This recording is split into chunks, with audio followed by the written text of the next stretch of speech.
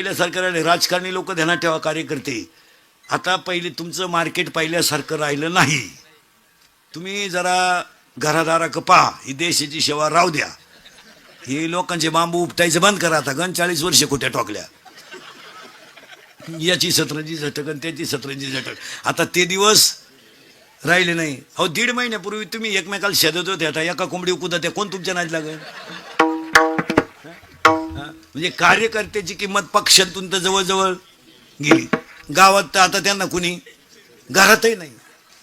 अरे शेतकऱ्याच्या बैल जर बांधले ना शेतकऱ्यानं, तर अवताची बैल बांधले का त्याची बायको हातात तांब्या घेऊन येते पाण्याचा. पाणी प्या. चहा घेता का जेवण करता? गरीब घरी पण आधार केवढा आहे. तर असं करा, सकाळचं कालवण गरम करते, दूध भाकर खाणं तर मग स्वयंपाक करते. तुम्ही तो असं करा, दूध भाकरच खातो सकाळी पाहू. या कार्यकर्त्यांच्या बायका असं नाही बोलत घरी गेलो. पप्या त्याला विचार खायचंय का?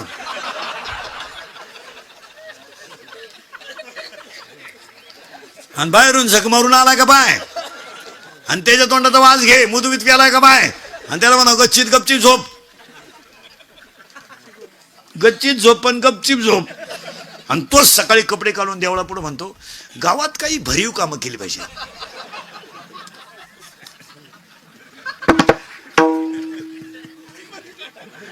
काय भरीव करतो खोक करतो, काय डोंबलं करतो.